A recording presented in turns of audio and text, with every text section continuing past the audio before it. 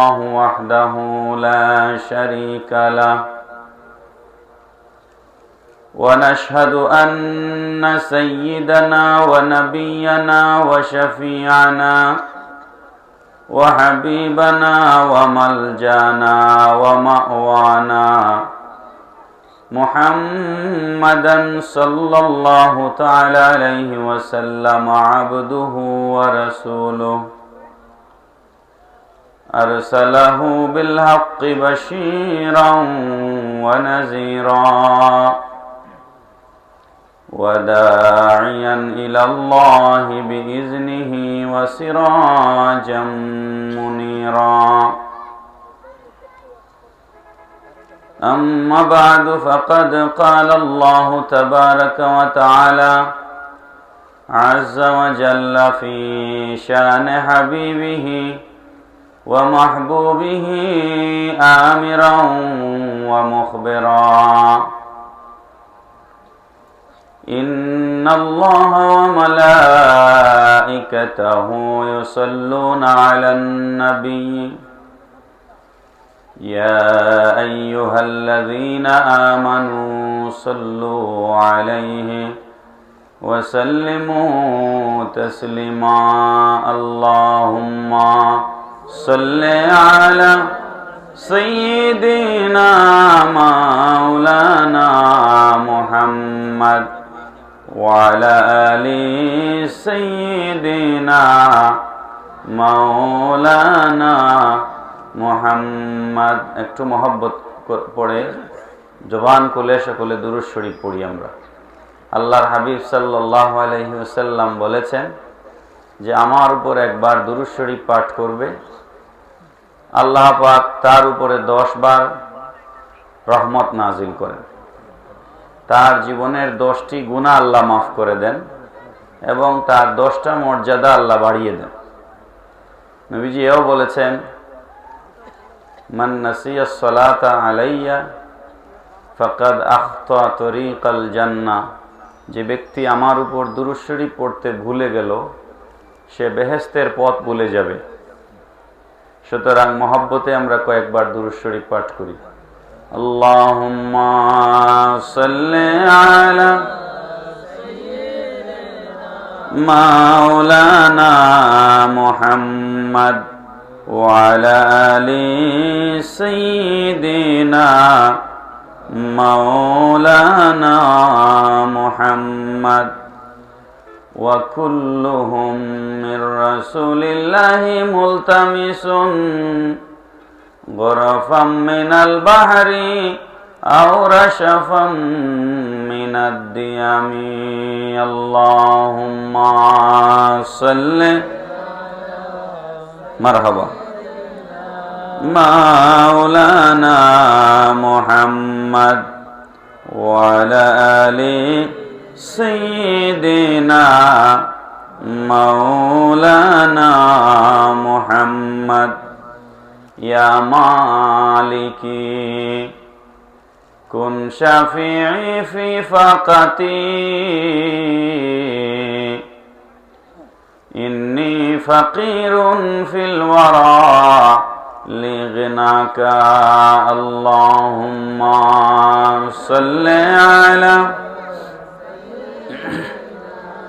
মাওলানা মুহাম্মদ ওয়া আলা আলি সাইয়্যিদিনা মাওলানা মুহাম্মদ ইয়া আকরামাস সাকালাইন ইয়া কানজাল ওয়ারা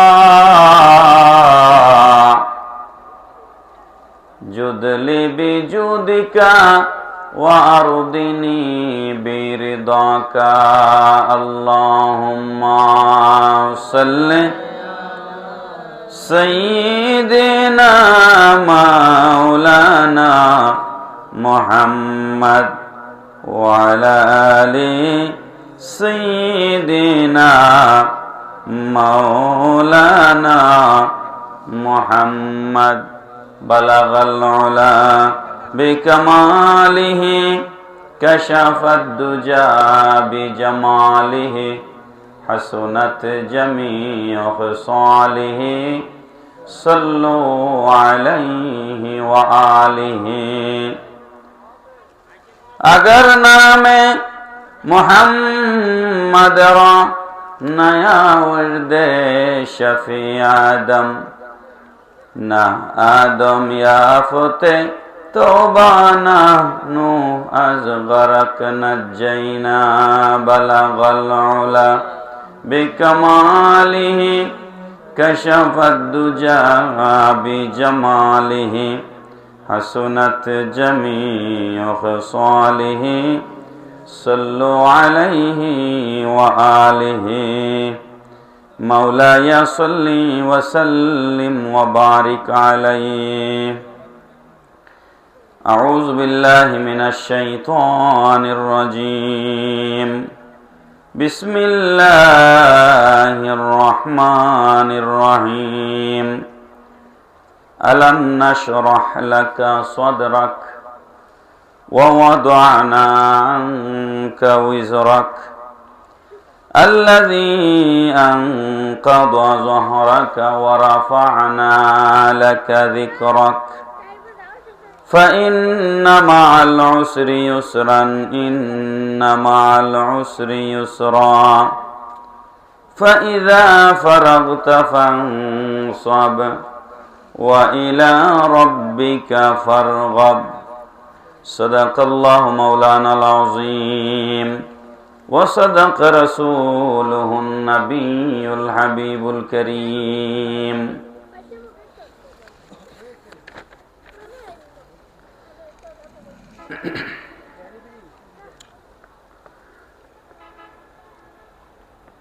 কুমিল্লা জেলাধীন কংসনগর সংলগ্ন হাসনাবাদ দক্ষিণ পাড়া জামে মসজিদ প্রাঙ্গণে আয়োজিত বার্ষিক ওয়াজ ও দোয়ার মাহফিলের মহতারাম সভাপতি বিশিষ্ট ইসলামী চিন্তাবিদ আলেমে দ্বীন আমার পরম শ্রদ্ধাভাজন আলহাজ হযরত মাওলানা আব্দুল হক ভূঁইয়া সাহেব বারাকাল্লাহু ফি হায়াতিহি, সহসভাপতি জনাব ডাক্তার আব্দুল হাকিম সাহেব আমার আগে গুরুত্বপূর্ণ তকরির পেশ করেছেন। সুদূর ঢাকা থেকে আগত বিশিষ্ট আলেমে দ্বীন মুফাসসিরে কোরআন আলহাজ হযরত মাওলানা ডক্টর সাইফুল ইসলাম জিহাদি সাহেব। আরও বয়ান পেশ করেছেন আলহাজ হযরত মাওলানা আবু ইউসুফ সাহেব, উপাধ্যক্ষ কংসনগর ইসলামী আলিম মাদ্রাসা, হাফেজ কারি মোহাম্মদ আলামিন আল হামিদি সাহেব, বটগ্রাম মাদ্রাসা হযরত মাওলানা মোহাম্মদ আলাউদ্দিন সাহেব, ইমাম হাসনাবাদ দক্ষিণ পাড়া জামে মসজিদ। মঞ্চে হাজির সম্মানিত উলামায়ে কেরাম, মুরব্বিয়ানে কেরাম, যুবক ভাইয়েরা, পর্দার ভিতরে অত্যন্ত সম্মানীয় মা ও বোনেরা, অত্র এলাকার সর্বস্তরের মুমিন মুসলমান ভাই ও বোনেরা, আসসালামু আলাইকুম ওয়া রাহমাতুল্লাহি ওয়া বারাকাতুহু।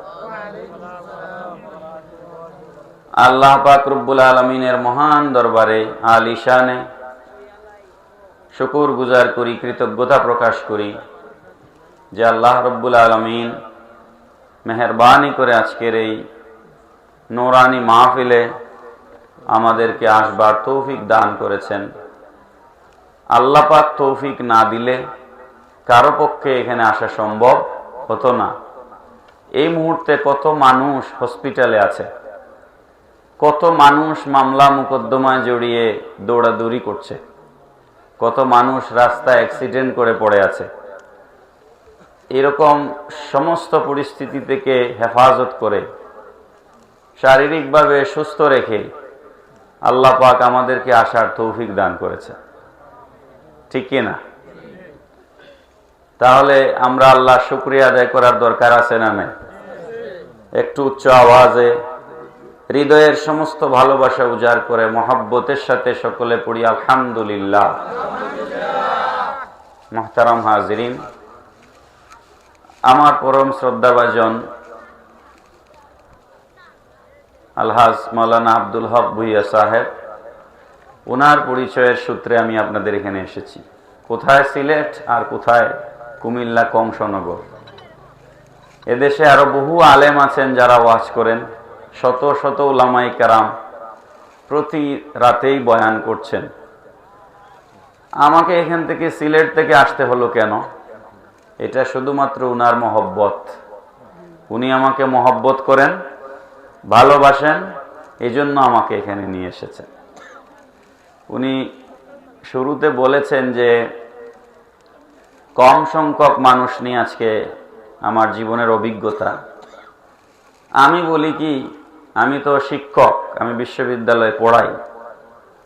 আমার ক্লাসে গড়ে 50 থেকে 60 জন ছাত্রছাত্রী থাকে আমার ক্লাসে। সুতরাং কম সংখ্যক মানুষের সামনে কথা বলে আমরা অভ্যস্ত। আমার ক্লাসে থাকে 50 থেকে, অনার্সের আন্ডারগ্রেডের স্টুডেন্ট হলে আমরা 60-65 জন স্টুডেন্ট পাই।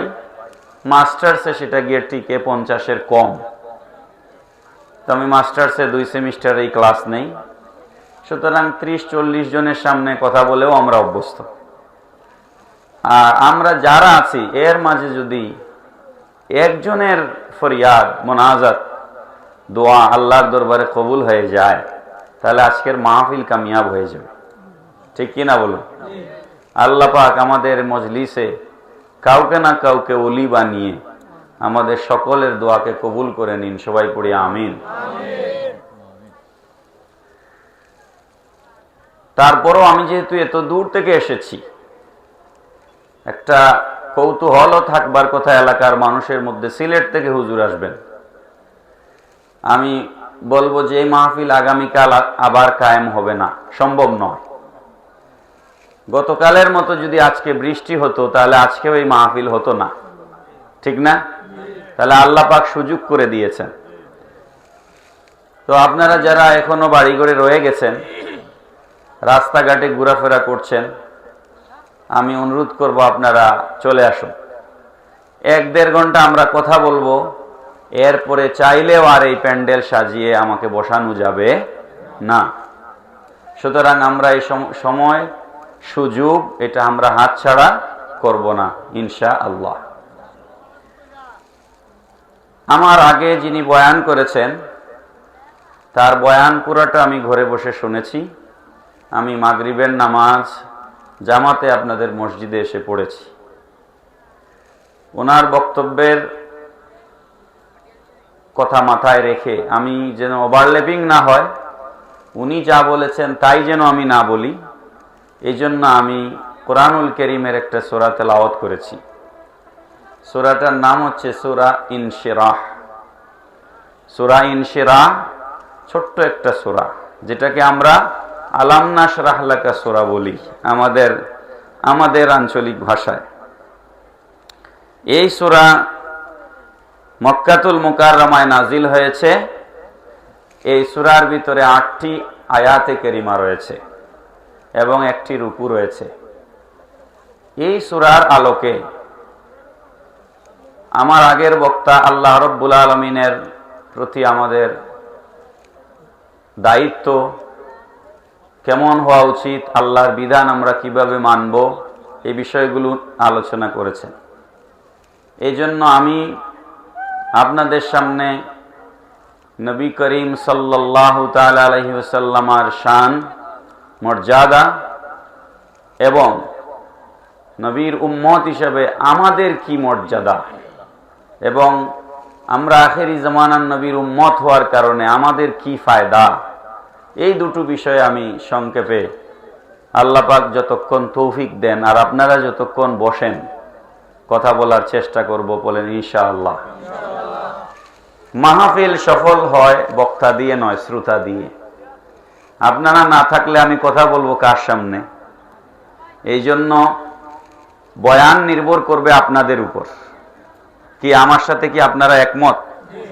বয়ান নির্ভর করবে আপনাদের উপর, আপনারা শুনতে চান কি চান না সেটার উপর।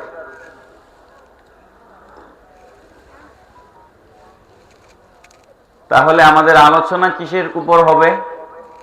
আল্লাহ পাক আখেরি জবানার নবীকে কি মর্যাদা দিয়েছেন আর নবীর উম্মত হিসেবে আমাদের মর্যাদা কি, এই দুটো বিষয়ে আমি সংক্ষেপে কিছু কথা বলবো। নবীর মর্যাদা আলোচনা করা সারা পৃথিবীর ওলামায়ে কেরাম যদি সারা জিন্দেগি বয়ান করেন তার পরও আল্লাহর রসুলের মর্যাদা আলোচনা করে শেষ করা সম্ভব কি? সম্ভব নয়। তিনি তো এমন নবী, যেই নবীকে নবুয়ত এজহারের আগে 40 বছরের আগেও মক্কার কাফেরেরা যাকে নবী মানেনি তাকেও তারা আলামিন মেনেছে, বিশ্বস্ত, তাদের টাকা পয়সা এনে জমা রাখতো আল্লাহর রসুলের কাছে, তাই না? যারা রসুলকে নবী মানেনি তারাও জানতো তিনি আলামিন। পৃথিবীতে একমাত্র মানুষ আমাদের নবী, যিনি জীবনে একটিবারের জন্য কখনো মিথ্যা কথা বলেননি, কোনো মানুষের সাথে ধোঁকাবাজি করেননি, ছলচাতুরির আশ্রয় নেননি, মানুষের প্রতি দয়াপরবশ ছিলেন। সেই নবীর শানে কোরআনের প্রত্যেকটা আয়াতেই নাজিল হয়েছে। যে সূরা আমি তেলাওয়াত করেছি এটা রসুলের শানের বিশেষ বয়ান, কিন্তু কোরআনের প্রত্যেকটা আয়াতেই রসুলের শান রয়েছে। এই যে কোরআনুল কারীম, এটা কাগজের ছাপা একটা কিতাব, কিন্তু আসলে এটা এরকম একটা বিষয় নয়। আল্লাহ বলেছেন লাউ আনজালনা হাযাল কুরআনা আলা জাবালিন লারাআইতাহু খাশিআম মুতাসাদ্দিআম মিন খাশিয়াতিল্লাহ।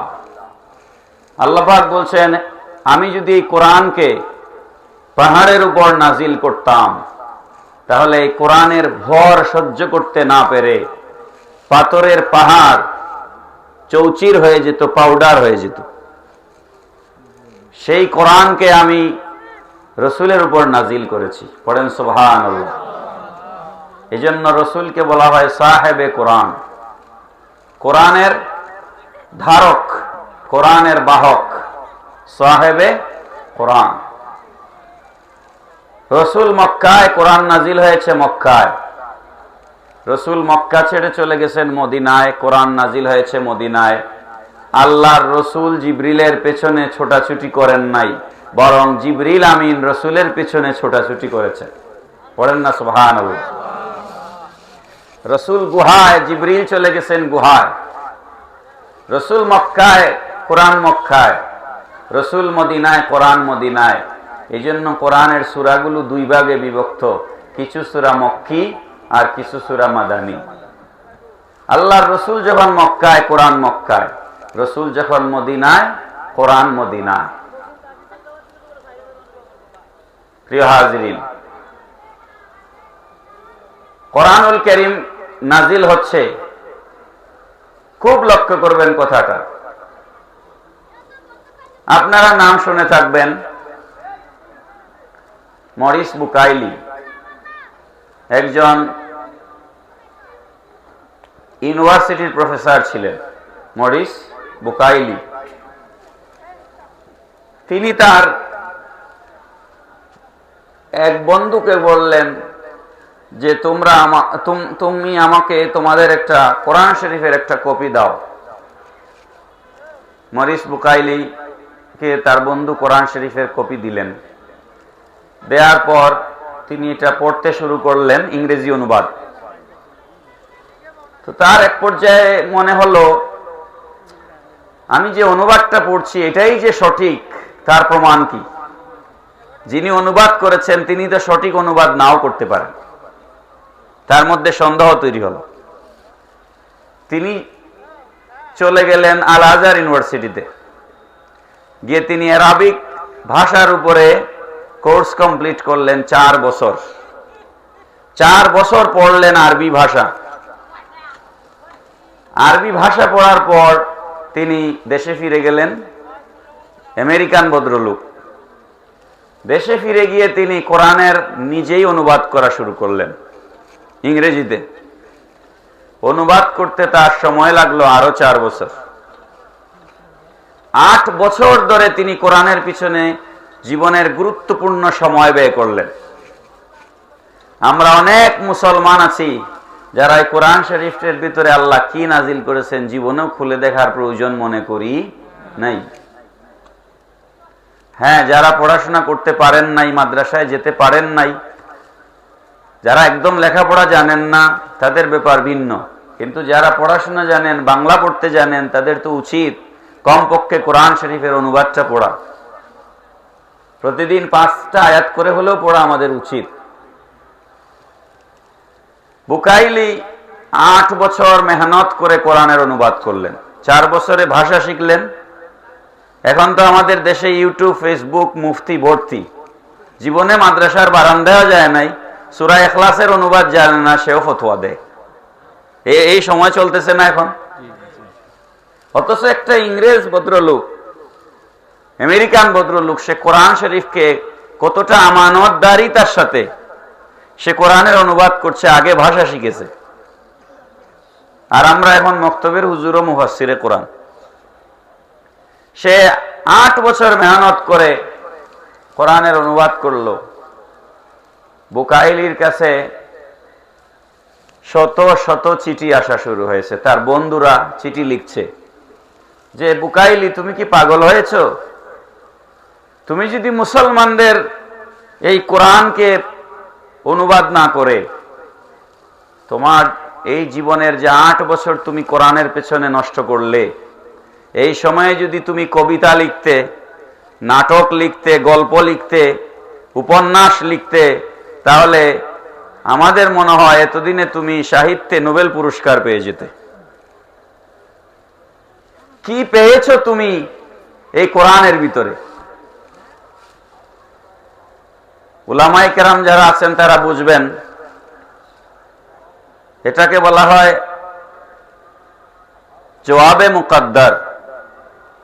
তিনি তাদের চিঠি পাওয়ার আগেই তিনি জানেন আমি কেন খ্রিস্টান হয়ে মুসলমানদের কোরআনকে অনুবাদ করছি, এই প্রশ্ন আমার কাছে আসবে।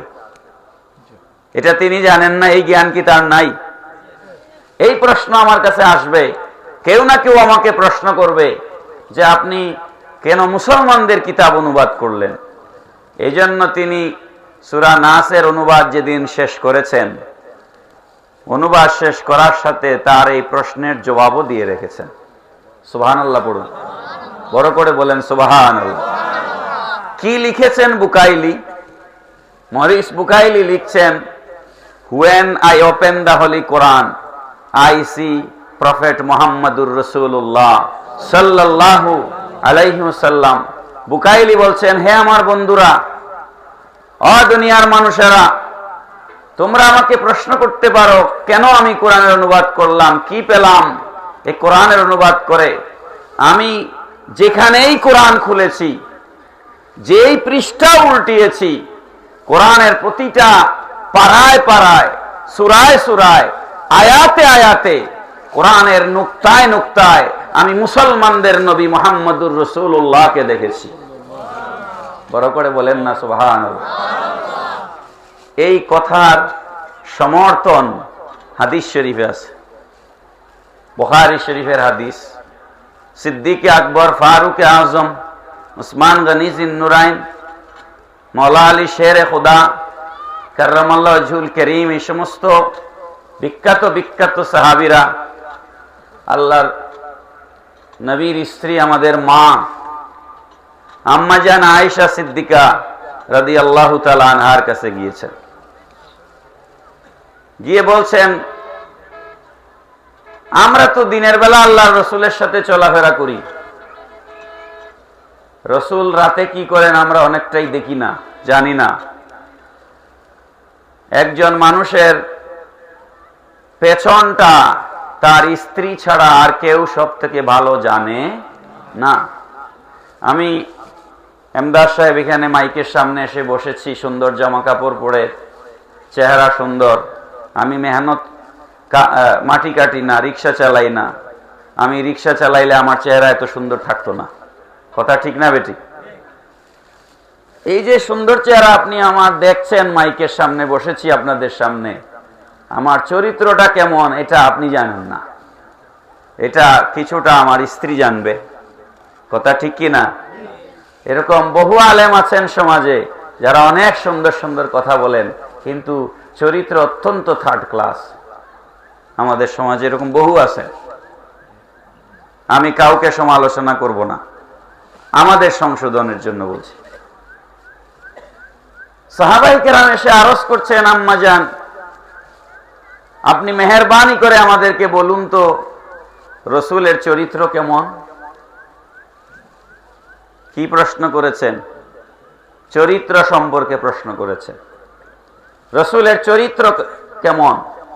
আপনারা সবাই জানেন প্রচলিত কথা, ইংরেজিতে একটা প্রবাদ আছে, when money is lost nothing is lost, হ্যাঁ, when health is lost something is lost, when character is lost everything is lost।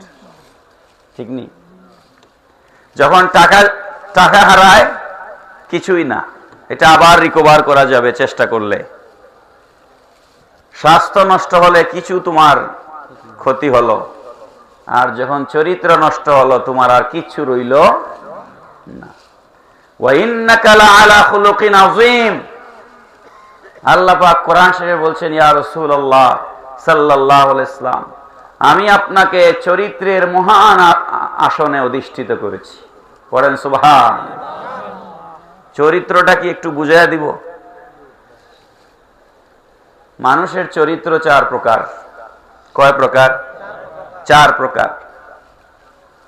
এক প্রকার মানুষ হচ্ছে খারাপ চরিত্রের অধিকারী, যারা হচ্ছে মদ খায়, জুয়া খেলে, জেনা করে, দুর্নীতি করে, দেশের সম্পদ আত্মসাৎ করে, মানুষ খুন করে, প্রতিশোধ নেয়, এগুলো হচ্ছে খারাপ চরিত্র। ঠিক কি না?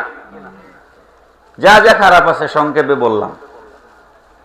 দ্বিতীয় প্রকারের মানুষ হচ্ছে স্বাভাবিক চরিত্রের মানুষ। স্বাভাবিক চরিত্রটা কি? স্বাভাবিক চরিত্র হচ্ছে আপনি আমার সাথে যতটুকুন খারাপ আচরণ করেন আমি আপনার সাথে ততটুকুন খারাপ আচরণ করি, সমান সমান। আপনি আমার সাথে যতটুকুন ভালো আচরণ করেন আমিও আপনার সাথে ততটুকুন ভালো আচরণ করি। এটা হচ্ছে স্বাভাবিক চরিত্র, স্বাভাবিক। 3 নাম্বার চরিত্র হচ্ছে ভালো চরিত্র, ভালো বা উত্তম চরিত্র। উত্তম চরিত্র হচ্ছে কেউ আপনাকে গালি দিলে আপনি পাল্টা গালি দেন না, মাফ করে দেন। কেউ আপনাকে থাপ্পড় একটা মেরে ফেলেছে, আপনি পাল্টা থাপ্পড় না দিয়ে আপনি তাকে ক্ষমা করে দেন। এটা হচ্ছে উত্তম চরিত্র। কি চরিত্র? আমার কথা কি বোঝা যায়? আমি কুমিল্লায় আসলেও সিলেটের ভাষায় কথা বলছি না, ঠিক কি না? চতুর্থ চরিত্র হচ্ছে মহান চরিত্র। কি চরিত্র? মহান চরিত্র। মহান চরিত্র হচ্ছে লাকাদ কানা লাকুম ফি রাসূলিল্লাহি উসওয়াতুন হাসানা। গোটা সৃষ্টির জন্য এই রাসূলের জীবনের জন্য মহান আদর্শ রেখে দিয়েছি। পড়েন সুবহানাল্লাহ। এই রাসূল কেমন? এই নবী কেমন? তিনি হচ্ছে কেউ তাকে গালি দিলে তিনি ক্ষমা করে দেন, শুধু ক্ষমা করে দেন না, পাল্টা যেই মানুষ তার শত্রুতা করে তিনি তার উপকার করার চেষ্টা করেন। আমার কথা কি বোঝা গেল? তাহলে চরিত্র কয় ধরনের? প্রথম প্রকারের চরিত্র মন্দ চরিত্র। কি চরিত্র? আমি আশা করি এখানে আমাদের কারো মন্দ চরিত্র নাই। দ্বিতীয় প্রকারের চরিত্রের মধ্যে আমরা বেশিরভাগই পড়ি। হ্যাঁ, আমার সাথে যে ভালো, অনেক মানুষ আছে বলে যে আমার সাথে যে ভালো আমি তার জন্য ভালো, আমার সাথে যে খারাপ আমি তার জন্য খারাপ। এরকম মানুষের সংখ্যা বেশি। এটা ভালো চরিত্র নয়, এটা স্বাভাবিক চরিত্র। ভালো বা উত্তম চরিত্র হচ্ছে আপনার কেউ ক্ষতি করে ফেলেছে, আপনি তার প্রতিশোধ নেন না। কি নেন না? প্রতিশোধ নেন না। আর চতুর্থ প্রকারের চরিত্র মহান চরিত্র। একটা ছোট্ট উদাহরণ দেই মহান চরিত্রের। এক ইহুদি আল্লাহর হাবিব সাল্লাল্লাহু আলাইহি ওয়াসাল্লামের কাছ থেকে অগ্রিম খেজুর কিনেছে। হাদিস শরীফে এসেছে। অগ্রিম খেজুর হচ্ছে খেজুর গাছে রয়ে গেছে, সে আগে টাকা দিয়ে গেছে যে আমি আপনার কাছ থেকে দাম ঠিক করা হলো, খেজুরের দাম এত, আমি খেজুরগুলা পাকলে এসে কেটে নিয়ে যাব, টাকা দিয়ে গেল। সে একটা তারিখ বলে গেছে যে অমুক তারিখে আমি এসে খেজুর কেটে নিয়ে যাব। সে তারিখের এক সপ্তাহ আগে চলে এসেছে। এসে আল্লাহর হাবিব সাল্লাল্লাহু আলাইহি ওয়াসাল্লামের দিকে সে রাগ হচ্ছে যে হ্যাঁ, আপনি না নবী, তো আপনি আমার সাথে ওয়াদা রক্ষা করলেন না, আমার টাইম মতো আমার খেজুর দিলেন না। এইভাবে সে উচ্চ বাচ্চা শুরু করেছে। ওমর আল ফারুক রাদিয়াল্লাহু তাআলা আনহু নবীর সাথে ছিলেন। আপনারা জানেন ওমর রাদিয়াল্লাহু তাআলা আনহু একটু গরম প্রকৃতির ছিলেন। গরম ন্যায়ের পক্ষে, অন্যায়ের পক্ষে নয়, এটা মনে রাখতে হবে। ওমর রাদিয়াল্লাহু আনহু তরবারি বের করে ফেললেন টান দিয়ে, যে বেয়াদব, আমার রসুলের সাথে বেয়াদবি করে। আল্লাহর রসুল তার হাত মোবারক দিয়ে ওমরের তরবারি নামাই দিলেন, নামিয়ে দিয়ে বললেন থামো। ইহুদি বলছে, জোর হাত করে বলছে আপনি আমাকে ক্ষমা করে দিন। আমার খুব আগ্রহ ছিল আপনি সত্যিই নবী কিনা এটা পরীক্ষা করব। তো আমি দূর থেকে আপনাকে অনেক পরীক্ষা নিরীক্ষা করেছি, সব পরীক্ষায় আপনি উত্তীর্ণ হয়েছেন। আমার একটা পরীক্ষা বাকি ছিল, জানবার বাকি ছিল, যে আমি পড়েছি বা শুনেছি যে মুসলমানদের নবীর চরিত্র এমন, তার সাথে মূর্খের মতো আচরণ করা হলে তিনি শিক্ষিতের মতো আচরণ করেন, এটা আমি শুনেছি। কিন্তু এটা তো আমি পরীক্ষা করার সুযোগ পাই নাই, আপনার সাথে আমার আচরণের কোনো সুযোগ ছিল না। এই খেজুর কিনবার যে বাহানা, এটা ছিল আপনাকে পরীক্ষা করার জন্য। সুতরাং ওমর নবী নয়, আপনি নবী।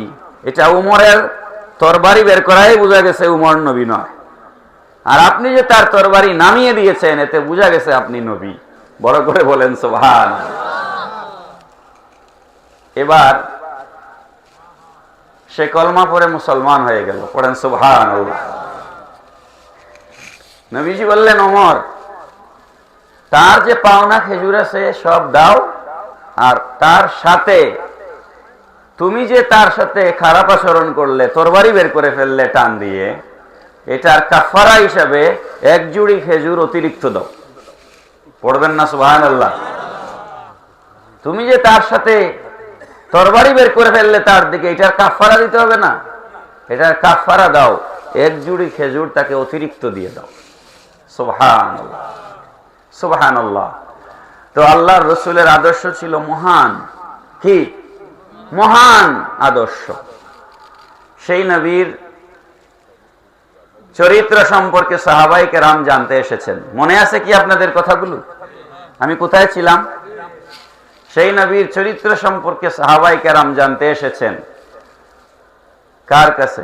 নবীর স্ত্রী, আমাদের মা, নবীর বিবিগণ, উম্মতের মা। এটা কোরআনের আয়াত। আন-নাবিয়্যু আওলা বিল মুমিনিনা মিন আনফুসিহিম ওয়া আজওয়াজুহু উম্মাহাতুহুম। শোনেন, একটা মাসলা এখানে বলে দিয়ে যাই, কারো প্রতি আমার কোনো বিদ্বেষের জন্য আমি বলছি না। অনেকে আমাদের সমাজে শোনা যায়, অনেকেই বলেন রসুল আমাদের বড় ভাইয়ের মতো।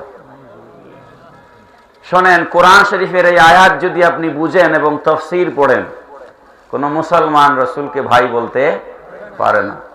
আপনি আর আমি আর রসুল এক নয়। আল্লাহ পাক বলছেন ওয়া আজওয়াজুহু উম্মাহাতুহুম, তার স্ত্রীগণ তাদের মা। নবীর স্ত্রীগণ উম্মতের কি? এটা কি আমার বানানো কথা না আল্লাহর কথা? কোরআনের কথা। নবীর স্ত্রীগণ উম্মতের কি? তো কমন সেন্স কি বলে, মায়ের স্বামী হিসাবেও যদি আপনি চিন্তা করেন, মায়ের স্বামী কি ভাই হয়? বলেন, মায়ের স্বামী কি ভাই হয়? মায়ের স্বামী কখনোই ভাই হয় না। এই জন্য মা কানা মুহাম্মাদুন আবা আহাদিম মির রিজালিকুম ওয়ালাকির রাসূলুল্লাহি ওয়া খাতামান নাবিয়্যিন। এই আয়াতের ব্যাখ্যায় মুফাসসিরিনে কেরামগণ লিখেছেন, মা কানা মুহাম্মাদুন আবা আহাদিম মির রিজালিকুম, রাসূল দুনিয়ার কোন মানুষের পিতা নন, তবে আল্লাহর রাসূল সাল্লাল্লাহু আলাইহি সাল্লাম হচ্ছেন উম্মতের রুহানি পিতা। পড়েন সুবহানাল্লাহ। সুতরাং রাসূলকে কখনোই ভাইয়ের সমতুল্য মনে করা যাবে, এটা আহলে সুন্নাত ওয়াল জামাতের আকীদা নয়। কথা পরিষ্কার। তো আম্মা জানের কাছে আসলেন সাহাবায়ে কেরাম নবীর চরিত্র জানতে। আল্লাহর নবীর চরিত্র কেমন? আয়েশা সিদ্দিকা রাদিয়াল্লাহু তাআলা আনহা জবাব দিচ্ছেন, রে সাহাবীরা, তোমরা এসেছো আল্লাহর রাসূলের চরিত্র সম্পর্কে জানার জন্য, তোমরা কি কোরআন শরীফ পড়ো না? তোমাদের কাছে কোরআন শরীফ নাই? কানা খুলুকুহু আল কোরআন, এই নবীর চরিত্র হচ্ছে গোটা কোরআনুল কারীম। চিৎকার দিয়ে বলুন সুবহানাল্লাহ। এই নবীর চরিত্র হচ্ছে গোটা কোরআনুল কারীম। কোরআন হচ্ছে থিওরি, আর এই কোরআনের বাস্তব নমুনা হচ্ছেন নবী। কোরআন হচ্ছে কাগজে পত্রে নাজিল হয়েছে, আর বাস্তবে এই কোরআনকে সমাজে বাস্তবায়ন করে প্র্যাকটিক্যাল নমুনা দৃষ্টান্ত স্থাপন করে গেছেন আমার রাসূল। এই জন্য কোরআন যা, নবীর চরিত্র তা। নবীর চরিত্র যা, কোরআন তা। সুতরাং কেউ যদি নবীর চরিত্রের মধ্যে দোষ ত্রুটি তালাশ করে, তাহলে বোঝা গেল কোরআনের মধ্যেও দোষ ত্রুটি আছে। পড়েন নাউযুবিল্লাহি মিন যালিক। অথচ পৃথিবীর একমাত্র কিতাব কোরআনুল কারীম, যেটাকে আমি নিজেও কিছু টুকটাক লেখালেখি করি। আমার 10-15টা কিতাব আছে ছোটখাটো, আমি লিখেছি। আমরা যখন বই লিখি, পৃথিবীর যত বড় পণ্ডিত হন, বইয়ের শুরুতেই আমরা লিখি ভূমিকার মধ্যে, এই বই পড়ে পাঠকদের মাঝে কোনো ভুল ত্রুটি দৃষ্টিগোচর হলে দয়া করে জানাবেন, পরবর্তীতে আমরা ঠিকঠাক করে দিব। ঠিক কিনা? কিন্তু একমাত্র কিতাব কোরআনুল কারীম, যে কিতাব শুরু করতে গিয়ে আল্লাহ পাক বলেন আলিফ লাম মিম যালিকাল কিতাবু লা রাইবা ফিহি, there is no doubt about holy Quran. এই কোরআনের ভিতরে বিন্দু মাত্র যা পরবর্তীতে আসতেছে, শুরুতেই আল্লাহ পাক বলছেন এই কোরআনের ভিতরে বিন্দু মাত্র কোনো ধরনের সন্দেহ নাই। সুবহানাল্লাহ। তো এই কোরআনুল কারীম, এটা হচ্ছে থিওরি, আর এটার বাস্তব নমুনা হচ্ছেন আমাদের নবী। পড়েন সুবহানাল্লাহ। সুতরাং গোটা কোরআন শরীফই নবীর শান। গোটা কোরআন শরীফই কি? নবীর শান, শানের রিসালাত। বিশেষ বিশেষ কিছু জায়গা আছে, এই বিশেষ জায়গা বুঝাবার জন্য আমি একটা সূরা আপনাদের সামনে তেলাওয়াত করেছি। সেই সূরার নাম সূরাতুল ইনশিরাহ। কি শুনতে আগ্রহ আছে? ভাল লাগতেছে? আব্দুল হক সাহেব তো বিপদে পড়েন নাই আমাকে দাওয়াত দিয়ে, নাকি? আপনারা কি এরকম মনে হচ্ছে যে আরেকটু ভালো একজন হুজুর আনলে মনে হয় ভালো হতো, নাকি? আল্লাহ পাক এই মহব্বতকে আল্লাহর ওয়াস্তে কবুল করুন। সবাই বলুন আমিন। ব্রাহ্মণবাড়িয়া সদর উপজেলায় ঐতিহ্যবাহী একটা দরবার শরীফ আছে, সিলিকুট দরবার শরীফ। লক্ষাধিক মানুষের সমাগম হয়। প্রতি বছরের বার্ষিক পুরুষ শরীফের মাহফিল হয়। কোনো নাচানাচি নাই, গান বাজনা নাই, 100% শরীয়ত সম্মত। সেই দরবারের মাহফিলে একাধিকবার আমি গিয়েছি, আলহামদুলিল্লাহ। আর সেখান থেকেই ভাইজানের সাথে পরিচয়। আপনাদেরকে হয়তো উনি কোনোদিনও বলেন নাই, আমার বিশ্বাস, আমার মনে হয় উনি যেই প্রকৃতির মানুষ, উনি সেই ঐতিহ্যবাহী সিলিকুট দরবার শরীফের পীর সাহেবের একজন খলিফা। এই আপনাদের এই এলাকার কৃতি সন্তান আলহাজ মাওলানা আব্দুল হক ভুইয়া সাহেব, যিনি আড়াইশিদা কামিল মাদ্রাসার ভাইস প্রিন্সিপাল ছিলেন, ওখান থেকে এসে তারপরে স্কুলে চাকরি নিয়েছেন।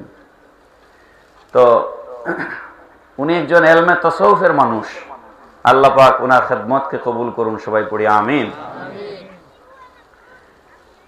সূরাতুল ইনশিরাহ কোথায় নাজিল হয়েছে? মক্কায়। আয়াত 8টা, একটা রুকু। এই সূরার যদি বিস্তারিত আমি আপনাদের সামনে, আমি কোনো মুফাসসির না, প্রথমেই আমি ক্ষমা চেয়ে নিচ্ছি। আমি না, এই বর্তমান জামানায় কেউই মুফাসসির না। আমরা হচ্ছি যারা তাফসীর করি, আমরা আগেকার জামানার বড় বড় মুফাসসিরদের কিতাব পড়ে পড়ে আমরা তাফসীর করি, ঠিক না? সুতরাং আমি যে ব্যাখ্যা দিচ্ছি এটা আমার ব্যাখ্যা নয়, এটা তাফসীরের কিতাবগুলোর ব্যাখ্যা। এই সূরার ভিতরে আল্লাহ পাক রব্বুল আলামিন 3টা বিষয় আলোচনা করেছেন। 8টা আয়াতের ভিতরে বিষয়বস্তু হচ্ছে 3টা। একটা হচ্ছে, আগে আমরা অনুবাদটা দেখে নেই সূরার। আলাম নাশরাহ লাকা সাদরাক। আল্লাহ পাক বলছেন, ইয়া রাসূলুল্লাহ, সবাই বলুন সাল্লাল্লাহু আলাইহি ওয়াসাল্লাম, আমি কি আপনার বক্ষ মোবারককে প্রশস্ত করি নাই? সুবহানাল্লাহ। তার মানে অবশ্যই করেছি। ওয়া ওয়াদা'না আনকা উযরাক, আর আমি কি আপনার উপর থেকে সেই বোঝা নামিয়ে নেই নাই? তার মানে অবশ্যই নিয়েছি। আল্লাযী আনকাযা যহরাক, যেই বোঝা আপনার পিঠ মোবারক ভেঙে দিচ্ছিল। ওয়া রাফা'না লাকা যিকরাক, আর ইয়া রাসূলুল্লাহ সাল্লাল্লাহু আলাইহি সাল্লাম, আমি আপনার সম্মানকে সমুন্নত করেছি। পড়ুন সুবহানাল্লাহ। ফা ইন্না মাআল উসরি ইউসরান, সুতরাং নিশ্চয় নিশ্চয় কষ্টের সাথে স্বস্তি রয়েছে। ইন্না মাআল উসরি ইউসরান, আবার আল্লাহ পাক কি কথা বলছেন? নিশ্চয় কষ্টের সাথে স্বস্তি রয়েছে। ফাইজা ফারাগতা ফানসাব, যখন তোমরা নামাজ থেকে ফারেগ হয়ে যাও, নামাজ শেষ হয়ে যাও, ফানসাব ইলা দুআ, আল্লাহর কাছে দোয়ার মাধ্যমে সাহায্য প্রার্থনা করো। ওয়া ইলা রাব্বিকা ফারগাব, এবং নামাজ শেষ হয়ে গেলে আপনি আপনার প্রতিপালকের দিকে বিশেষভাবে মনোনিবেশ করুন। এই হচ্ছে এই সূরার সহজ সরল বাংলা অনুবাদ। এই সূরার বিষয়বস্তু 3টি। আরবিতে প্রথম বলি, তারপর বুঝিয়ে দিব ইনশাআল্লাহ। 1 নাম্বার হচ্ছে শরহে সুদূর। শরহে সুদূর মানে হচ্ছে বক্ষ মোবারক বিদারণ করা। বাংলায় এটাকে বলা হয় বক্ষ বিদারণ, ইংরেজিতে বলা হয় open heart surgery. Open heart surgery. 2 number হচ্ছে উইদায়ে বিজির, অর্থাৎ বোঝা নামিয়ে নেওয়া, বোঝা কমায় দেওয়া। 3 নাম্বার হচ্ছে রফএ জিকির। রফএ জিকির হচ্ছে নবীর স্মরণকে সমুন্নত করা। পড়ুন সুবহানাল্লাহ। এই 3টা জিনিস সংক্ষেপে আমরা একটু বুঝবো ইনশাআল্লাহ। প্রথম যে আয়াত, এই আয়াতে বলা হয়েছে আলাম নাশরাহ লাকা সাদরাক, ইয়া রাসূলুল্লাহ সাল্লাল্লাহু আলাইহি ওয়াসাল্লাম, আমি কি আপনার সিনা মোবারক সাক করি নাই? আমি কি আপনার বক্ষ মোবারক প্রশস্ত করি নাই? এই শরহে সুদূরের সাধারণ ব্যাখ্যা হচ্ছে, আল্লাহ পাক রব্বুল আলামিন নবী পাক সাল্লাল্লাহু আলাইহি ওয়াসাল্লাম আর সিনা মোবারকের মধ্যে এলেম এবং সবর, আমি আবার বলছি, এলেম এবং সবর। এলেম মানে জ্ঞান, সবর মানে ধৈর্য। আলিমে মা কানা ওয়া মা ইয়াকুন হিসেবে আল্লাহ রাব্বুল আলামিন তার হাবিব সাল্লাল্লাহু তাআলা আলাইহি ওয়াসাল্লামকে সৃষ্টির শুরু থেকে কিয়ামত পর্যন্ত যা কিছু ঘটবে সমস্ত এলেম আল্লাহ পাক তার নবীকে দান করেছেন। সব এলেম আল্লাহ পাক তার নবীকে দিয়ে দিয়েছেন। কিয়ামত পর্যন্ত যা ঘটবে তাও আল্লাহ পাক তার নবীকে দান করেছেন। আর হচ্ছে সবর।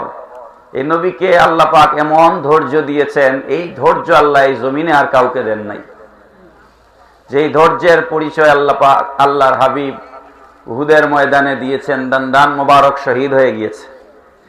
তায়েফের ময়দানে মারতে মারতে কাফেররা আল্লাহর রসুলকে পাথর মারতে মারতে রক্ত মোবারক পায়ের স্যান্ডেল মোবারক চটি মোবারকের সাথে লেগে গেছে, চট লেগে গেছে। জিবরাইল আলাইহিস সালাম এসেছেন, এসে বলছেন আমার 600 নূরের পাকা আছে। জিবরাইল কি আমাদের মতো? জিবরাইল আলাইহিস সালামের পায়ের পাতা থেকে হাঁটু পর্যন্ত যে লম্বা দূরত্ব, এটা আসমান আর জমিনের মাঝখানে সমান। সুবহানাল্লাহ বলেন। তাইলে জিবরাইলের পাখাটা খুব ছোট হবে? বিরাট বড়। জিবরাইল এসে বলেন ইয়া রাসূলুল্লাহ আমার 600 নূরের পাকা আছে, এই তায়েফবাসীরা আপনাকে কষ্ট দিচ্ছে, আপনি আমাকে অনুমতি দিন, আমি যদি একটা নূরের পাখা দিয়া চাপ দেই তায়েফের মাটিকে আমি 70 গজ নিচে দাবাই দিব, তায়েফের মাটি উলট পালট করে দিব, জনবসতি আমি নেস্তেনাবুদ করে দিব, আপনি অনুমতি দেন আমাকে। আল্লাহর রাসূল বললেন না, এটা আমি দিতে পারি না, আমি এরা যদি ধ্বংস হয়ে যায় তাহলে আমি কলিমার দাওয়াত কার কাছে দিব? বড় করে বলেন না সুবহানাল্লাহ। এটা কি সহজ ধৈর্যের ব্যাপার? আমাদেরকে একটা থাপ্পড় কেউ মারলে 5 বছর পরে সুযোগ পাইলেও প্রতিশোধ নিয়ে ছাড়ি, কি ঠিক না বেটি? প্রতিশোধ নিয়ে ছাড়ি, আমরা সুযোগ খুঁজতে থাকি কোন দিন আবার বলিও দিন সমান যায় আমার হাতে একদিন আসবে, এই কথা আমরা বলি কি বলি না? এটা কি একজন উত্তম চরিত্রের মানুষের কথা হতে পারে? পারে না। আল্লাহর রাসূল কি ধৈর্যের পরাকাষ্ঠা দেখিয়েছেন, ধৈর্য দেখালেন আল্লাহর রাসূল। এলেম এবং সবর দিয়ে আল্লাহ পাক তার হাবিবের সিনাকে ভরে দিয়েছেন। পড়ুন সুবহানাল্লাহ। কথা লম্বা হয়ে যাবে, সংক্ষেপ করে বলছি। আগে বুঝেন সিনা সাক, যেটাকে আরবিতে বলা হচ্ছে শরহে সুদূর, বাংলায় বলা হচ্ছে বক্ষ বিদারণ, ইংরেজিতে বলা হচ্ছে ওপেন হার্ট সার্জারি। এই জিনিসটা কি এটা আগে বুঝেন। হাদিস শরীফের মধ্যে আসছে, নবীজি নিজে বলেছেন জিবরাইল আসলেন, আমাকে শোয়ালেন, আমাকে কি করলেন? শোয়ালেন। জিবরাইলের শাহাদাত আঙ্গুল দিয়ে আমার সিনা মোবারকের উপর থেকে, গলার নিচ থেকে সিনা মোবারকের উপর থেকে নাভি মোবারক পর্যন্ত আঙ্গুল দিয়ে টান দিয়ে দুই টুকরা করে ফেললেন। কোনো অস্ত্র লাগে নাই, কোনো অস্ত্র। জিবরাইল আসলেন, আঙ্গুল দিয়ে টান দিলেন, আমার সিনা সাক করলেন, 2 ভাগ করলেন। তারপর আমার কলব মোবারককে বের করলেন, বের করে স্বর্ণের তস্তরি, হাদিস শরীফের মধ্যে এসেছে। এবারও সব আমার কাছে নোট আছে, কিন্তু সব বলতে গেলে তো সারা রাতে ওয়াজ শেষ হবে না। স্বর্ণের তস্তরির মধ্যে জমজমের পানির সাথে আল্লাহর রাসূলের কলব মোবারককে ধৌত করে আবার জায়গায় লাগিয়ে 2 পাশ সিনা একত্রিত করে দিয়ে জিবরাইল চলে গেলেন। পড়েন সুবহানাল্লাহ। এই ঘটনাকে বলা হয় শরহে সুদূর, বক্ষ বিদারণ। আলাম নাশরাহ লাকা সাদরাক, এর অর্থ হচ্ছে এটা। হাদিস শরীফ অনুযায়ী রাসূলের জীবনে শরহে সুদূর হয়েছে 4 বার। কয়বার?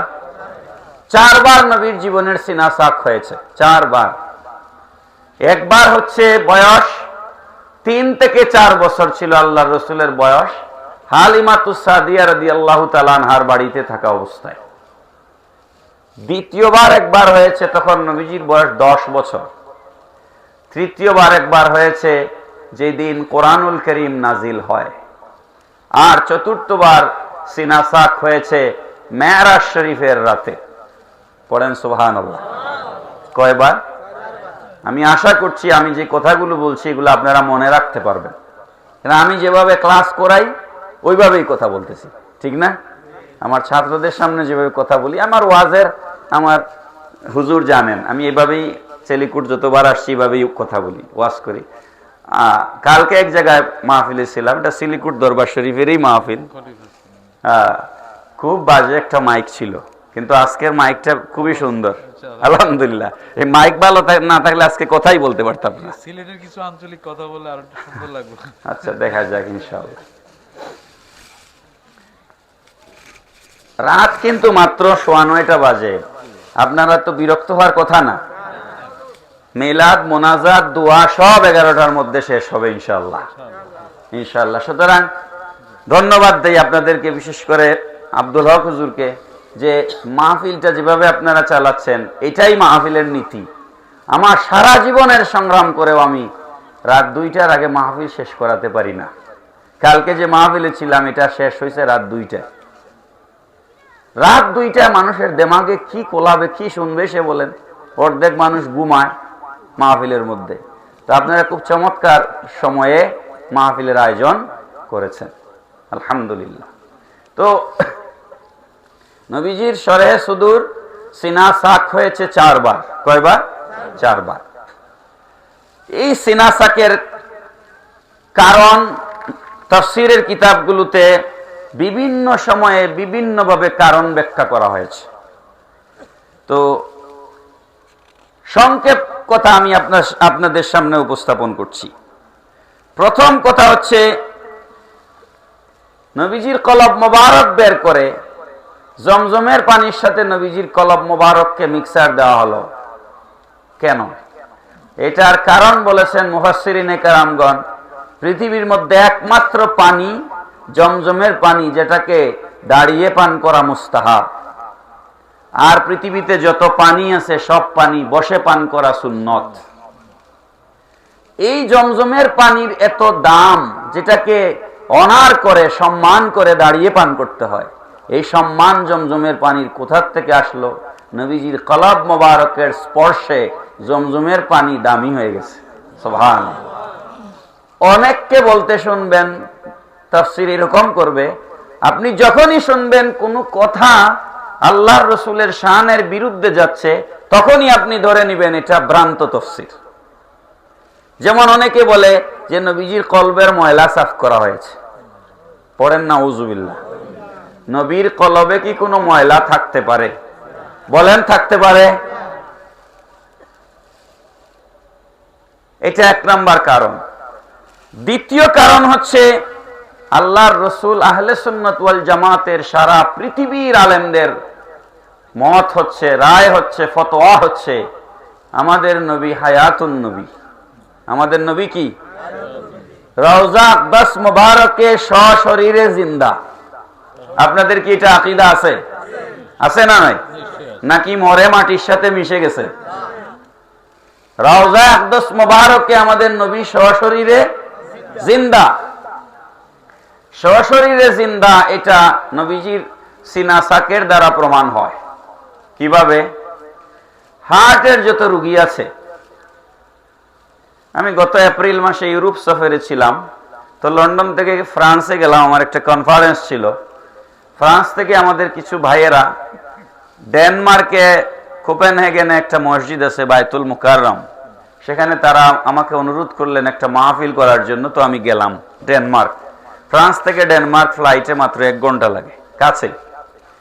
তো ডেনমার্কে একজন ভাই, তার বাসায় থাকলাম। তিনি আবার বাই রোডে গাড়িতে করে আমাকে ডেনমার্ক থেকে নিয়ে গেলেন সুইডেন। ডেনমার্কের পাশের দেশ, একটা সাগর আছে, সাগরটা পার হলেই সুইডেন। আর ওই সাগরের অর্ধেকটা, সাগরের উপর দিয়ে তারা ব্রিজ করছে, অর্ধেকটা ব্রিজ পানির নিচ দিয়ে আর অর্ধেকটা উপর দিয়ে। তো প্রায় 8 কিলোমিটার উপর দিয়ে আর 8 কিলোমিটার নিচ দিয়ে, এরকম প্রায় 16 কিলো সমুদ্রের উপর দিয়ে ব্রিজ। ওই ভাইটি গতকাল হার্ট অ্যাটাক করে ইন্তেকাল করেছে। ওনার নাম ছিল ইমদাদ, আমার নামে না। খুবই শকড হয়েছি নিউজটা শুনে। আল্লাহ পাক তাকে বেহেশত নসিব করুন, সবাই পড়ি আমিন। তো ওই হার্ট অ্যাটাক বুঝানোর জন্য উনার কথা মনে হয়ে গেল, একটু স্মরণ করলাম। উনি যেহেতু আমাকে মহব্বত করেছে।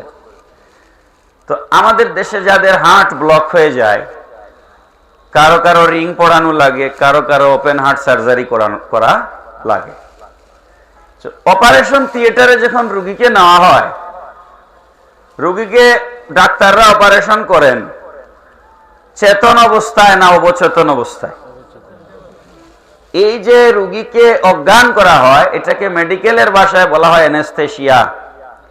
অ্যানেস্থেসিয়া স্পেশালিস্ট ডাক্তার আছে, তারা ইনজেকশন দিয়ে রোগীকে অজ্ঞান করেন। যতক্ষণের জন্য দরকার ততক্ষণের জন্য ইনজেকশন দেওয়া হয়। জ্ঞান অবস্থায় কোন রোগীর ওপেন হার্ট সার্জারি করা সম্ভব নয়, প্রথম কথা। দ্বিতীয় কথা হচ্ছে রিং পরান আর ওপেন হার্ট সার্জারি যাই করেন, হার্ট ওখানে রেখেই করতে হবে। হার্টকে রিপ্লেস করে বাইরে থালার মধ্যে এনে রেখে আবার নিয়ে বসাই দিবেন, এমন ডাক্তার আল্লাহর জমিনে তৈরি হয় নাই। কথা ঠিক না বেঠিক? তো নবীজির বেলায় কি ঘটেছিল? হার্ট নবীজির কলব মোবারককে বের করে স্বর্ণের থালের মধ্যে রাখা হয়েছে। এই ঘটনা নবী ছাড়া জমিনের আর কেউ দেখেন নাই। কি দেখেছেন? কোন মানব কুলের কেউ এই ঘটনা দেখেন নাই। তাহলে ঘটনাটা আমরা শুনলাম কিভাবে? নবীজি বয়ান দিয়েছেন। নবীজি নিজেই বয়ান দিয়েছেন, আমার ওপেন হার্ট সার্জারি করা হয়েছে। বয়ানটা কার? নবীজির। এখন আপনারা বলেন তো, আমার দেশের, আমেরিকার, সিঙ্গাপুরের কোন হসপিটালে যদি রোগীকে অপারেশন করা হয়, ওপেন হার্ট সার্জারি করা হয়, সার্জারি শেষে ওই রোগীর যখন জ্ঞান ফিরে আসে, আস্তে আস্তে আস্তে আস্তে জ্ঞান ফিরে আসার পর আপনি তার কাছে গেলেন দেখার জন্য, গিয়ে যদি বলেন যে তোমার অপারেশনটা কেমন হয়েছে, সে কি বলবে? আমার তো হুঁশ ছিল না। কথা ঠিক না বেটি? তার হুঁশ থাকলে কি আপনি তার বুক কাটতে পারতেন নাকি?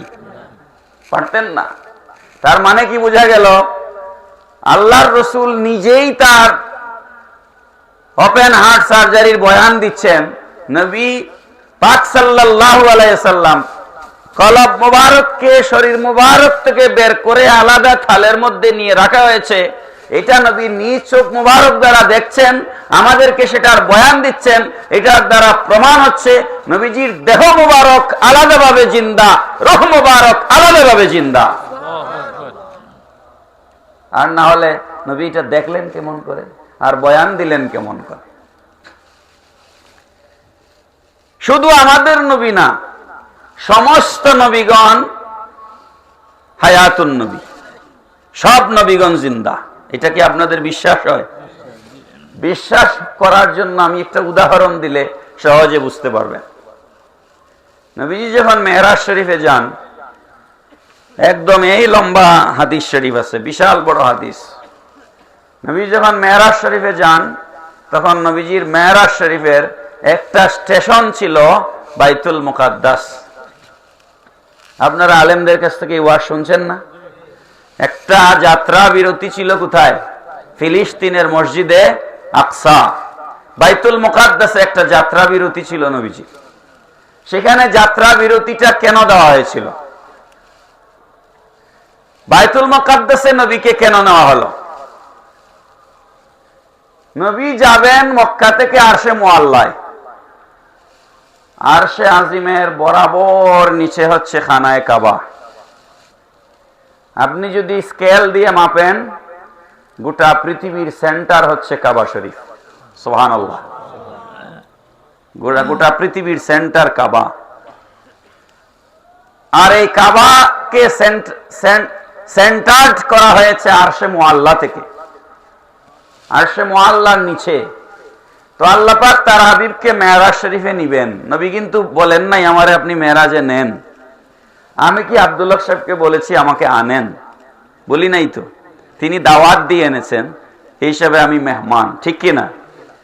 তো নবী মেহমান হয়ে যাচ্ছেন মেরাজ শরীফে, আল্লাহ দাওয়াত করেছেন। কোরআন দলিল, সুবহানাল্লাযী আসরা বিআবদিহি। আসরা মানে হচ্ছে সফর করানো। কি করানো? সফর করানো। নবী সফর করেন নাই, নবীকে সফর করানো হয়েছে। এখন নবী পাক সাল্লাল্লাহু আলাইহি সাল্লাম যখন মেরাজ শরীফে যাবেন, যেহেতু তিনি নিজের ইচ্ছায় যাচ্ছেন না, আল্লাহর ইচ্ছায় যাচ্ছেন, তো আল্লাহ তো ইন্নাল্লাহা আলা কুল্লি শাইইন কাদির, সর্বময় ক্ষমতার অধিকারী, সুপ্রিম পাওয়ার একমাত্র আল্লাহ। সে আল্লাহ কি চাইলে তার হাবিবকে কাবা শরীফ থেকে সরাসরি আরশে মুআল্লায় নিয়ে যেতে পারতেন না? কিন্তু এরকম তো ঘটল না। মেরাজের বর্ণনায় এসেছে নবীজিকে প্রথমে বোরাকে সরাইয়া জিবরাইল আলাইহিস সালাম প্রথমে নিয়ে গেছেন মদিনাতুল মুনাওয়ারা, যেখানে আল্লাহর রসুলের হিজরত গাহ হবে। যেখানে গিয়ে নবী বসতি স্থাপন করবেন, সেটা মেরাজের রাত্রে নবীকে দেখানো হয়েছে। সেখান থেকে নবীকে নিয়ে যাওয়া হয়েছে মাদায়েন। মাদায়েন হচ্ছে শুআইব আলাইহিস সালামের বাড়ি। সেখান থেকে নবীকে নিয়ে যাওয়া হয়েছে বাইতুল লাহাম, যেটাকে খ্রিস্টানরা বেতেলহেম বলে। ঈসা আলাইহিস সালামের জন্মগা, ঈসা আলাইহিস সালামের জন্ম যেই জায়গায় হয়েছে ওখানে, এগুলো হাদিস শরীফে সব আছে। বেতেলহেম, বাইতুল লাহাম নবীকে নেওয়া হয়েছে। সেখানে নবী গেলেন। সেখান থেকে নবীকে নেওয়া হয়েছে ফিলিস্তিনের মসজিদে আকসা। মসজিদে আকসা থেকে উর্দু আকাশের সফর, প্রত্যেকটা আসমানে স্টপেজ দেওয়া হয়েছে এবং নবীদের সাথে বাক্য বিনিময়, সালাম বিনিময় হয়েছে। সেটা করে করে নবীকে নিয়ে যাওয়া হয়েছে সিদরাতুল মুনতাহা। সিদরাতুল মুনতাহায় গিয়ে ফাইনাল স্টপেজ দিয়ে জিবরাইল বিদায় নিয়েছেন, আমি আর পারবো না যেতে, এবার আপনি একা যাবেন। সেখান থেকে আল্লাহর রসুল রফরফে সোয়ার হয়ে আরশে মুআল্লায় চলে গেছেন। বড় করে বলেন সুবহানাল্লাহ। এখন নিবেন আল্লাহ পাক তার হাবিবকে, তো এত লেফট রাইট কেন করাইলেন? কেন করাইলেন? আল্লাহ উত্তর দিয়েছেন, লিনুরিয়াহু মিন আয়াতিনা। আমি আমার রসুলকে মেরাজ করিয়েছি যাতে আমি আমার নিদর্শনগুলো আমার হাবিবকে দেখাতে পারি। পড়েন না সুবহানাল্লাহ। আমাদের সমাজে কেউ যদি বিশাল আলিশান একটা বিল্ডিং বানান, 5, 7, 10 কোটি 20 কোটি টাকা খরচ করে, তাহলে উনার বন্ধু বান্ধব পাড়া প্রতিবেশীকে দাওয়াত দিয়ে এনে বিশাল আয়োজন করে খাবার দাবারের ইন্তজাম করেন। আর উনার যে ক্লোজ বন্ধু, তাদের হাত ধরে ধরে নিয়ে দেখেন, এটা আমার বেডরুম, এটা আমার ডাইনিং রুম, এটা আমার ড্রয়িং রুম, এটা আমার, এটা বলেন কি বলেন না? বলেন কি বলেন না? তার মানে আপনি যে কোটি টাকা খরচ করে একটা বাড়ি বানালেন, এটা যদি কেউ দেখেই না, তাহলে আপনার কোটি টাকা খরচ করা কি সার্থক হলো? সার্থক হলো না।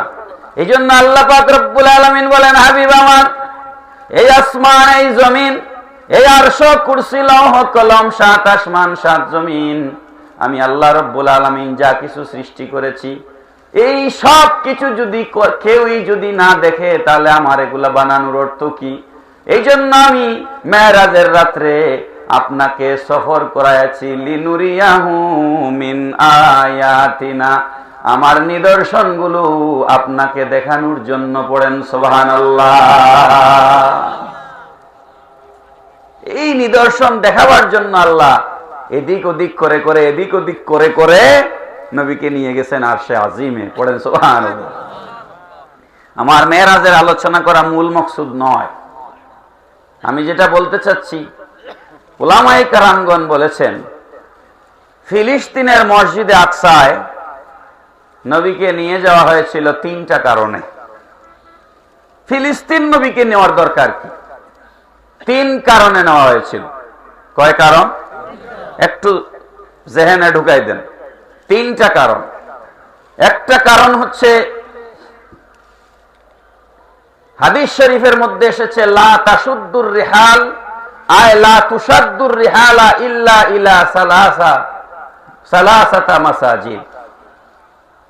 3 মসজিদ ছাড়া অন্য কোন মসজিদে, ভালো করে লক্ষ্য করবেন, 3 মসজিদ ছাড়া অন্য কোন মসজিদে সওয়াবের নিয়তে নামাজ পড়ার জন্য সফর করা জায়েজ নাই।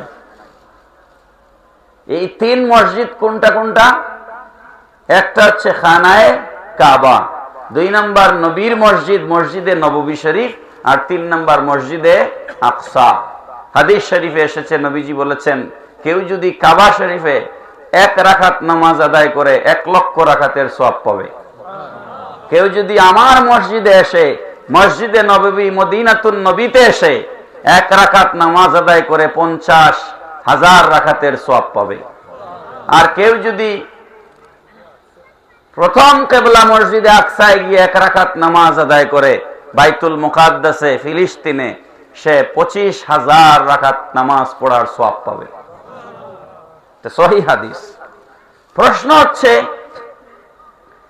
খানায়ে কাবা নবীর স্পর্শ পেয়েছে, মসজিদে নববী শরীফ নবীর কদমের স্পর্শ পেয়েছে, নবীকে তো নবী নিজেই নিজ হাত মোবারক দ্বারা এই মসজিদ নির্মাণ করেছেন, কিন্তু ফিলিস্তিনের মসজিদে আকসা তো নবীর স্পর্শ পায় নাই, অথচ হাদিস শরীফে ওই মসজিদের ফজিলত বয়ান হয়ে গিয়েছে।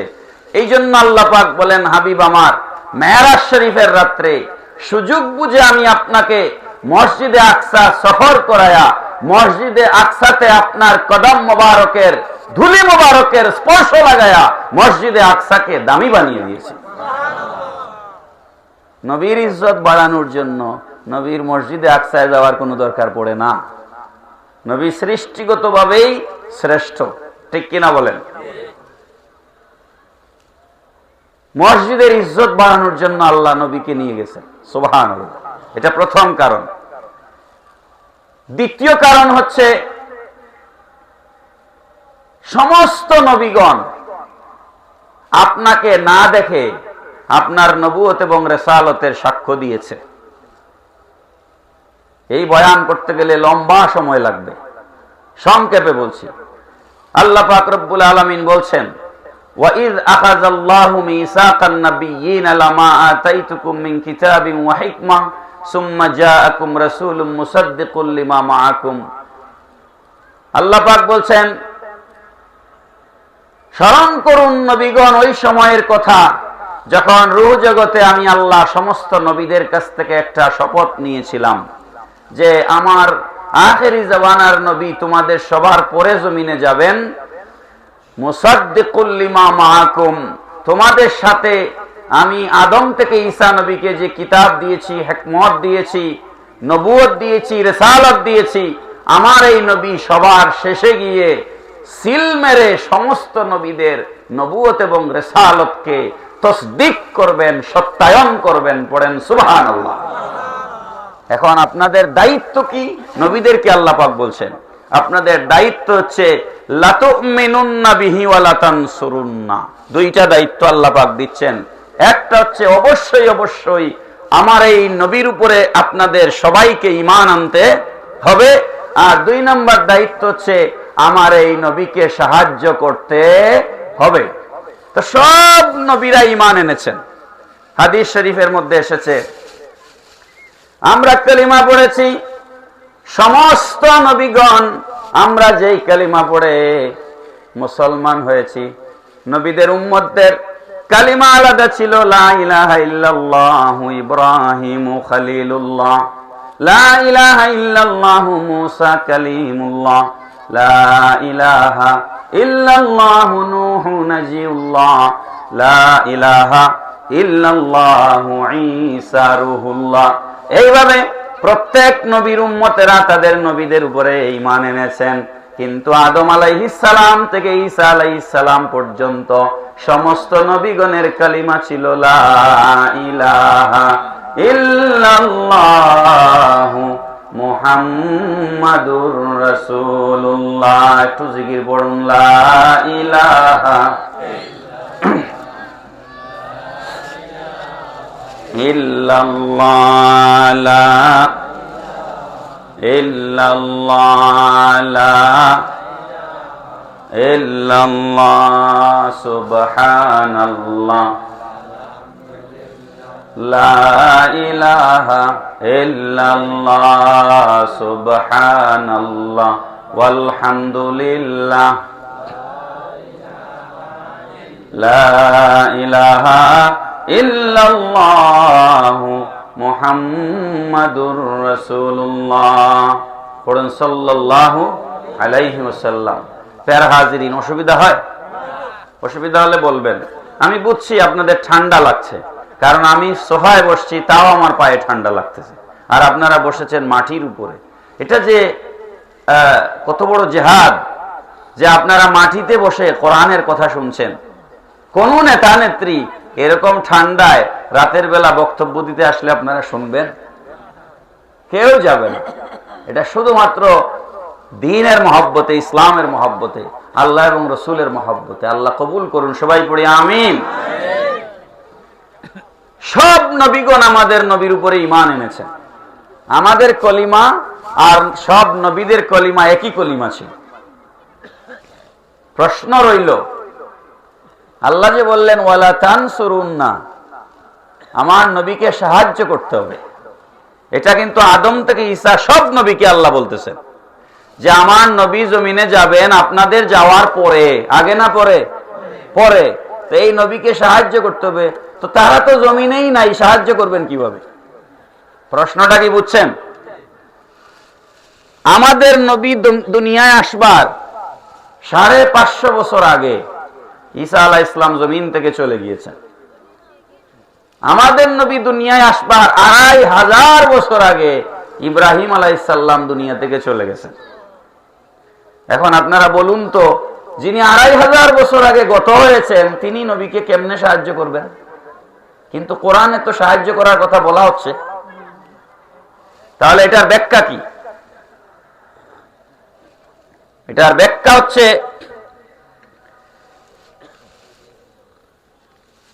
আল্লাহ পাক রব্বুল আলামিন বলছেন, আমি আসমানকে দিয়ে সামিয়ানা প্যান্ডেল বানিয়ে দিয়েছি, জমিনকে বিছানা করেছি, চন্দ্র সূর্য দিয়া লাইটিং এর ব্যবস্থা করেছি। আজকে এই কুমিল্লা কংসনগর হাসানাবাদ দক্ষিণ পাড়া জামে মসজিদে মাহফিল হবে, একটা প্যান্ডেল বানানো হয়েছে, মাইক লাগানো হয়েছে, লাইটিং এর ব্যবস্থা করা হয়েছে, পোস্টার ছাপানো হয়েছে। আগে আগে জোহর থেকে কিংবা আসর থেকে যারা বয়ান শুরু করেছেন তারা প্রত্যেকেই এই কথা বলেছেন, আমি প্রধান অতিথি নই, আমার পরে প্রধান অতিথি আসবেন, গুরুত্বপূর্ণ বয়ান দিবেন। ঠিক না বেটি? আমরা এটা বলি কি বলি না? আল্লাহ পাক রব্বুল আলামিন বলেন, এই প্যান্ডেল আর এই সামিয়ানার মতো আমি আসমানকে দিয়া প্যান্ডেল বানা দিয়েছি, জমিনকে বিছানা করে দিয়েছি, চন্দ্র সূর্য গ্রহ তারা দিয়া লাইটিং করিয়া জমিনে আমি মঞ্চ তৈরি করে দিয়েছি। এবার আদম যাও, ঈসা যাও, নূহ যাও, ইউনুস যাও, আইয়ুব যাও, ইব্রাহিম যাও, গোটা জগতের মানুষকে এই ঘোষণা দাও, আমরা শেষ নবী নই, প্রধান অতিথি নই, প্রধান অতিথি হিসাবে আমাদের পরে আখেরি জামানার নবী জমিনে তশরিফ আনবে। এই নবীর আগমনের সুসংবাদ দাও। এটা কি আমি মুখ দিয়ে বানায়া বলছি? ওয়া মুবাশশিরাম বিরাসূলিন ইয়াতি মিন বা'দি ইসমুহু আহমদ। ঈসা আলাইহিস সালাম বলছেন, কোরআনের আয়াত, I am not the first one, I am not last. কে বলছেন? ঈসা আলাইহিস সালাম। আমি প্রথম নই, আমি শেষও নই। Another prophet will come, his name shall be Ahmad.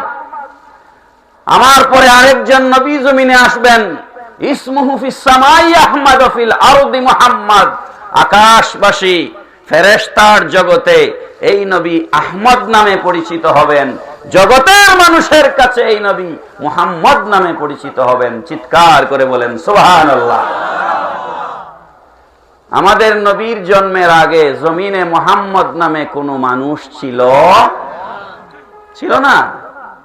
Muhammad এটা যেন তেন একটা শব্দ নয়। মুহাম্মদ নাম শুনলেই অন্তরে মায়া লাগে। মায়া বুঝেননি? মায়া এটা সিলেটি শব্দ। না, ঠিক আছে, আমাদের সেম। জি, মায়া, মহব্বত। মুহাম্মদ নাম শুনলে অন্তরে মহব্বত লাগে কি লাগে না? অন্তরে মহব্বত লাগে। আমি ওইদিকে গেলে মূল কথা হারাই ফেলবো। দ্বিতীয় কারণ বলছিলাম নবীজিকে কেন মসজিদে আকসায় নেওয়া হলো। আল্লাহ পাক রব্বুল আলামিন বলেন, হাবিব আমার, সমস্ত নবীগণ আপনার উপরে ঈমান এনেছেন এবং আপনি যে জমিনে আসবেন সেই ঘোষণা তারা তাদের উম্মতের কাছে দিয়েছেন, আপনার প্রচার প্রসারণা তারা চালাইছেন, কিন্তু কোন নবী আপনাকে দেখেন নাই, না দেখেই আপনার উপরে ঈমান এনেছেন। খুব লক্ষ্য করবেন, যেটা দেখা যায় এটা আসলে ঈমান না। যেমন আমরা আল্লাহরে দেখছি না দেখি নাই, এটা বলে ইউমিনুনা বিল গায়ব। ইউমিনুনা বিল গায়ব। আমি যদি বলি এটা কি, আপনারা কি বলবেন? হ্যাঁ, দেখে ফেলছেন তো। এখন আমি যদি বলি এটা আংটি না, এটা হচ্ছে গড়ি, আপনারা মানবেন নি? তার মানে বোঝা গেল দেখার পরে আর ইমানের কিছু নাই। আপনারা সবাই বলছেন এটা আংটি, আমি যদি বলি এটা ঘড়ি, আপনারা বলবেন আপনার মাথায় স্ক্রু ঢিলা, ঠিক না? হ্যাঁ, তো দেখে ফেললে আর ইমান কি? আমি এটা যদি এভাবে বলি, দেখাই নাই আপনারে, আমার হাতের ভেতরে একটা আংটি আছে, আপনারা কি বিশ্বাস করেন? তখন আপনারা বলবেন আপনি হুজুর মানুষ, এত সুন্দর তকরির করেন, আপনি তো মিথ্যা কথা বলতে পারেন না, নিশ্চয় আপনি সত্য বলছেন, ঠিক না? ওইটার নাম ঈমান। 40 বছর কাফেরদের সামনে আল্লাহর রাসূলের আমানতদারিতা প্রমাণ করে এরপরে আল্লাহ পাক বলেছেন এবার আপনি আমার কথা তাদেরকে বলুন। সুবহানাল্লাহ, এটার নাম ঈমান। আল্লাহ পাক বলেন আদম থেকে ঈসা সমস্ত নবীগণ আমার নবীর উপরে না দেখে ঈমান এনেছে, এটাকে আমি একটা সম্মান দিতে চাই। এই জন্য মেরাজের রাত্রে সুযোগ বুঝে আল্লাহ পাক সমস্ত নবীদেরকে স্ব মাজার শরীফ থেকে উঠায়া আসমান থেকে নামায়া ফিলিস্তিনের মসজিদে আকসায় হাজির করে আমাদের নবীর সাথে একটা আনুষ্ঠানিক সাক্ষাতের ব্যবস্থা করে দিয়েছে। নাও, নয়ন ভরে আমার নবীকে দেখে নাও। সুবহানাল্লাহ। এই মুহাম্মদুর রাসূলুল্লাহ সাল্লাল্লাহু আলাইহি ওয়াসাল্লাম, তার সৌন্দর্যকে নয়ন ভরে দেখে নাও। আমার রসুলের চাইতে সুন্দর করে আল্লাহ জমিনে কিচ্ছু সৃষ্টি করেন নাই। করছেন? কিচ্ছু সৃষ্টি করেন নাই। কবি বলেন হুসেন ইউসুফ দমে সায়াদ বাইদাদারি আছে খো বাহামাদারন তু তানহাদারি। আল্লাহ পাক রব্বুল আলামিন ইউসুফ আলাইহিস সালামের ভিতরে যে সৌন্দর্য দিয়েছিলেন, ঈসা আলাইহিস সালামের ফুয়ের মধ্যে যে মুজিজা দিয়েছিলেন, দাউদ আলাইহিস সালামের হাতের মধ্যে যে মুজিজা দিয়েছিলেন, সমস্ত নবীদের মুজিজা একত্রিত করলে যা হয় সব কিছু আল্লাহ আমাদের নবীকে দিয়েছেন। এতে আপনারা খুশি না বেজার? নবীর ইজ্জত বাড়লে আমাদের ক্ষতি না লাভ? লাভ। মুহতারাম হাজরিন, 3 নম্বর কারণ উলামায়ে কেরামগণ বলেছেন নবীকে বাইতুল মুকাদ্দাস নেওয়া হলো তার তৃতীয় কারণ কি? আমরা কালিমা শরীফের ভিতরে পড়েছি ইমামুল মুরসালিনা খাতামুন, ইমামুল মুরসালিনা খাতামুন।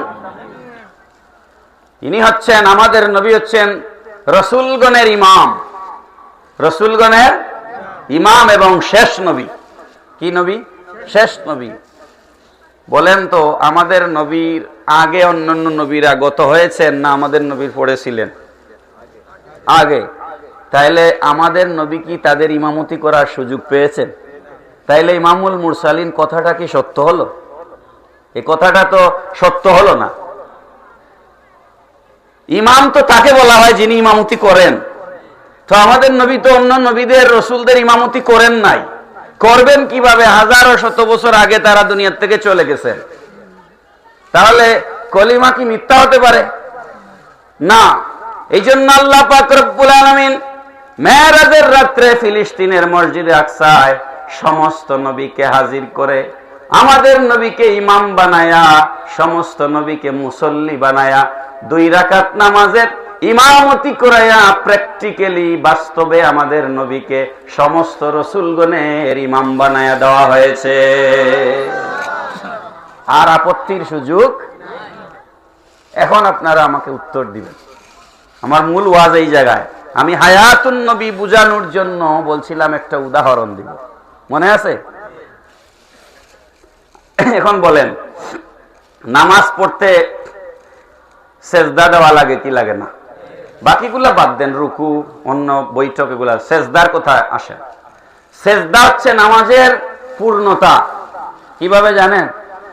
বান্দা কপালটা মাটিতে লাগায়, লাগাইয়া বলে সুবহান রব্বিয়াল আলা। সুবহান ওই জাতে পাক, ওই পবিত্র আল্লাহ, রব্বি আল আলা, তিনি মহান, তার উপরে আর কেউ নাই। এই কথাটা আমরা সেজদায় গিয়ে কোনো বলি, দাঁড়াইয়া বলি না কেন? এটার কারণ হচ্ছে আমি মাথা ঝুঁকায়া মাটিতে ঠেস দিয়া বলি আল্লাহ তুমি এত উঁচা, তুমি এত মহান যে আমি পারলে জমিনে ঢুকে গিয়ে বলতাম তুমি মহান, আমার তো আর নিচে যাওয়ার সুযোগ নাই। পড়েন সুবহানাল্লাহ। আমি নত হয়ে বলছি তুমি মহান। সেজদার মধ্যে ফিকহি মাসলা ইসলামী শরীয়ত যেটা আর কি, ফিকহি মাসলা হচ্ছে সেজদার মধ্যে শরীরের 8টা অঙ্গ একসাথে জমিনে লাগাইতে হয়, আর না হলে ওটা সেজদা হয় না। বুঝছেন? কয়টা অঙ্গ গোনেন? 1 নাম্বার হচ্ছে কপাল। 1 নাম্বার কি? কপাল ছাড়া সেজদা হবে। 2 নাম্বার নাক। নাক আর কপাল যদি একসাথে জমিনে না লাগে সেজদা হবে না। কিন্তু অনেকে আছে শুধু কপাল দিয়ে সেজদা দেয়, নাক লাগায় না।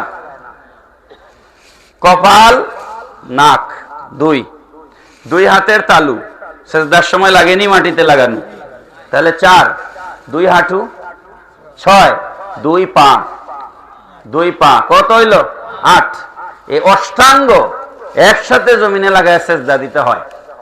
এখন বলেন, কপাল, নাক, 2 হাতের তালু, 2 হাঁটু, 2 পা একসাথে লাগিয়ে কোনো মরা মানুষের পক্ষে সেজদা দেওয়া সম্ভব?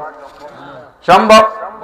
তাহলে ফিলিস্তিনের মসজিদে আকসায় মেরাজের রাত্রে আদম আলাইহিস সালাম থেকে ঈসা আলাইহিস সালাম পর্যন্ত সমস্ত নবীগণ হাজির ছিলেন, এটা সত্য না মিথ্যা? সত্য। সেজদা দিয়েছিলেন, এটা সত্য না মিথ্যা? কয়টা সেজদা? 60টা। 2 রাকাতে কয়টা সেজদা? এই সেজদায় নবীগণ 8 অঙ্গ লাগান নাই? বলেন লাগাইছেন কিনা? নাকি কপাল নাক ছাড়াই সেজদা দিছেন? তো এই নবীগণ যদি মরে মাটির সাথে মিশে গেলেন, তাহলে সেজদা দিলেন কেমনে?